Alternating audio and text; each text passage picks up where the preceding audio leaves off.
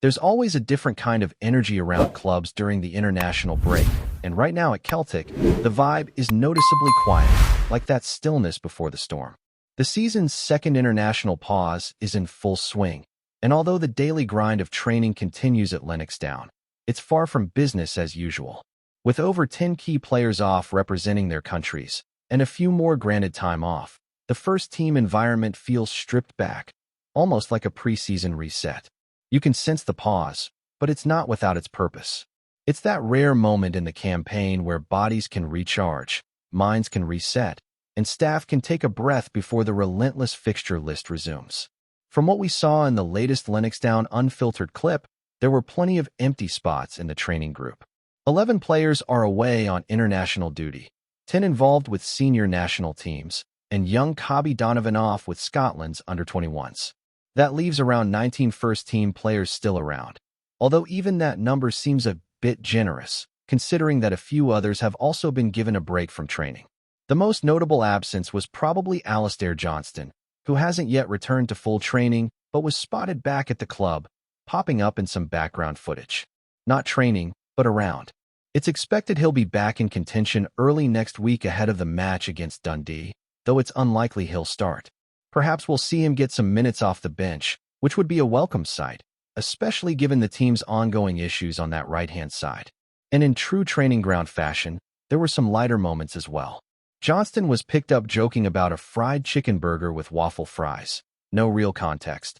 Just one of those random snippets that reminds you these are still just lads behind all the football talk. But looking at who wasn't involved, Michel Balakisha and Kelechi Iheanacho were both missing. Probably nothing dramatic there. Likely just some scheduled rest after a whirlwind few weeks settling into the club. They've not been here long, and we all know how intense the transition can be. A bit of downtime to adjust to life off the pitch might be exactly what they need to come back sharper. Even Brendan Rodgers wasn't leading the session himself. Assistant manager John Kennedy was the one overseeing training duties, which gives the impression that even the coaching staff are taking a bit of a breather. You do start to wonder what the purpose of these training days really is when so much of the core squad is away. It's a bit like school when the regular teacher's off sick and a substitute takes over. There's work going on, sure, but it's never quite the same. That said, Callum McGregor was involved, and with him on the pitch, you can bet the tempo never dips too low. He's the kind of player who naturally lifts the standard around him, even in a more relaxed setting. Interestingly, this break has also opened the door for a lot of youth players to step up and train with the first team. Not just the usual B-team prospects, but even some under-19 players getting the chance to experience the senior environment. These kinds of opportunities can be massive for young players, and while they may not be ready to make the jump just yet, it plants that seed, shows them what the level really looks like, what's expected, and how far they need to go. But every time I watch these sessions, I can't help but wonder about Jumai Simpson-Puzzy. The question just hangs in the air. Are we ever actually going to see him feature in a competitive match for Celtic? He's become one of those names that floats around the squad, but never seems to make that final leap onto the pitch. It's a situation that brings more questions than answers at this point. Still, as much as the here and now matters, there's a much bigger story developing that could have a huge impact on clubs like Celtic in the not-so-distant future, and that's the ongoing evolution of Champions League broadcasting rights. UEFA is preparing for its next big media rights cycle, and the buzz right now is around some of the global streaming giants stepping into the frame. Netflix, Apple, Disney, even YouTube. These are names being floated as potential bidders for the next set of UEFA competition rights, starting in the 2027 season. It might not seem like an immediate concern, but make no mistake, this could totally reshape the way fans across the world watch European football. To break it down, UEFA structures its media rights in multi-year cycles. We're currently in the second year of a cycle running from 2024 through 2027. That cycle brought major format changes, like the end of the traditional group stage and the introduction of the new 36-team league structure, the so-called Swiss model. Instead of fixed groups, teams now face a variety of opponents, making every match day more unpredictable. And this model isn't going anywhere, at least not yet. While there's always speculation about tweaks or format splits, like dividing the 36 teams into 2 leagues of 18, The word from UEFA is that this structure is here to stay, at least through the next rights cycle. So what's actually changing? The length and scale of the media rights deal. UEFA is set to launch a 6-year rights package from 2027 to 2033, doubling the standard 3-year cycle that's been the norm for decades. That alone signals just how ambitious they're getting. The last time they sold the rights, the total package, covering the Champions League, Europa League, and Conference League, was valued at around £2.9 billion per season. That's an eye-watering number, and Celtic, by the way, made roughly £37 million from UEFA competitions last season just through prize and TV money, not even counting ticket sales. That figure could grow significantly if UEFA hits its target for the next cycle, which is reportedly around £4.3 billion per season. That's a near 50% jump, and it's money that would flow down to all clubs involved in these competitions. To make that leap, UEFA is banking on the involvement of massive global streaming platforms. The days of regional broadcasters dominating the landscape, like TNT in the UK, Canal Plus in France, or CBS in the US, could be numbered. The vision is that a platform like Netflix might pick up global rights to one match per match day, the top pick fixture, broadcast across all territories. That's never been done before with UEFA competitions. It's always been fractured, different broadcasters in different countries. But imagine logging into Netflix and watching the biggest match of the Champions League night no matter where you are in the world. It's a shift that could redefine access and global fan engagement. Netflix has already dipped its toes into the sports space. They broadcast the Mike Tyson versus Jake Paul fight, a bizarre matchup, but a major streaming event. They also aired a recent NFL game on Christmas Day, and YouTube has jumped in as well, streaming an NFL game from Brazil. DAZN, Amazon, Disney, they're all circling. Disney recently picked up the Women's Champions League rights, and Amazon already has some rights to Champions League matches, like that Bayern Munich game earlier this year. It's becoming clear that these companies aren't just experimenting. They're positioning themselves as serious players in live sports. Now, from a Celtic perspective, this has huge implications. More money in the Champions League means more potential income if the club can consistently qualify. That's the key, of course, actually getting into the group stage or whatever form the competition takes. But if they can do that regularly, the financial reward will only increase. And in theory, that should allow the club to invest more, grow stronger, and maybe even start to widen the gap over domestic rivals. Though yes, it's hard to make that argument while sitting second in the league. But there's a flip side to this, the fan angle.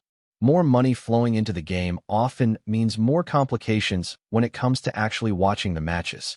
Right now, trying to legally follow every Celtic match already requires juggling subscriptions, Sky, TNT, sometimes Premier Sports for cup games, and Celtic TV if you're abroad.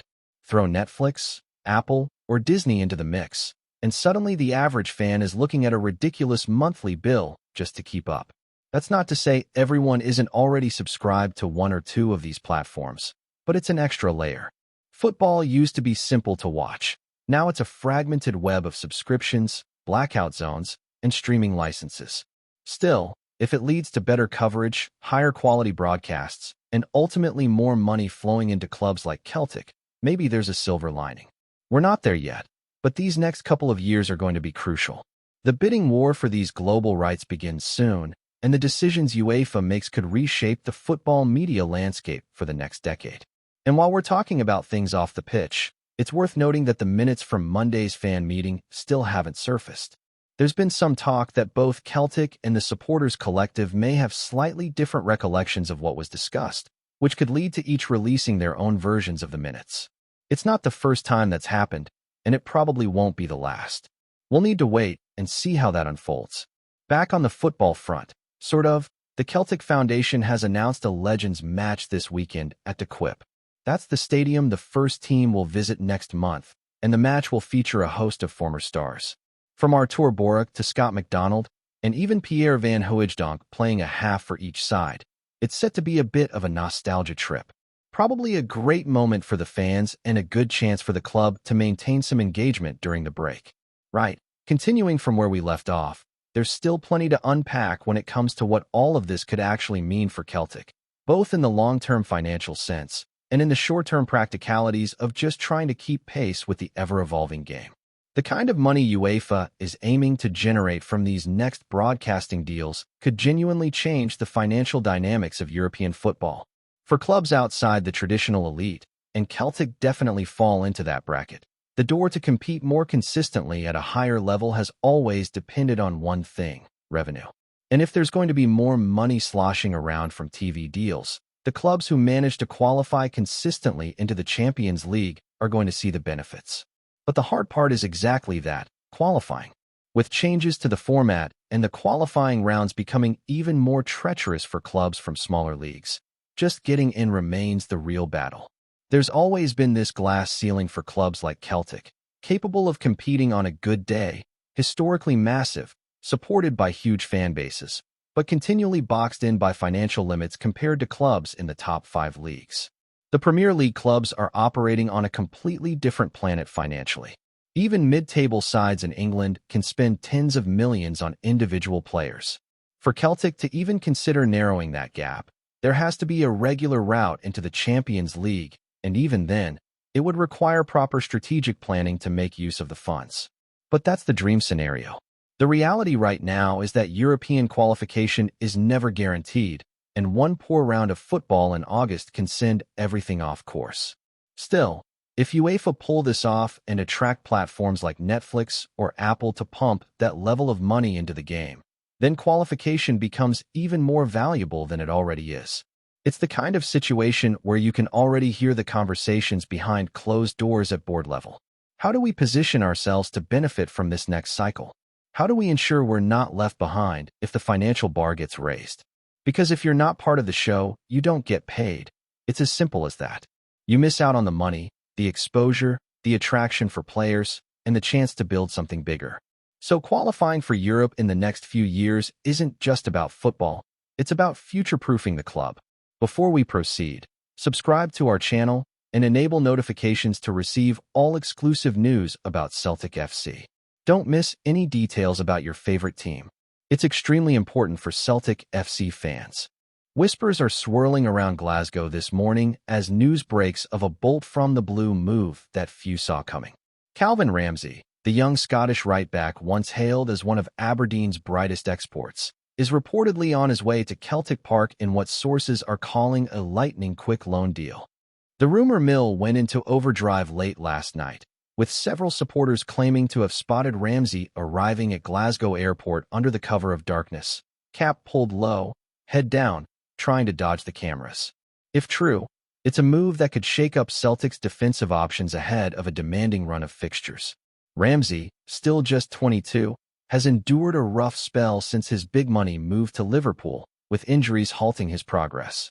But those who've watched him closely insist the raw talent remains: pace, precision, and a delivery that once made him one of Scotland's most promising fullbacks.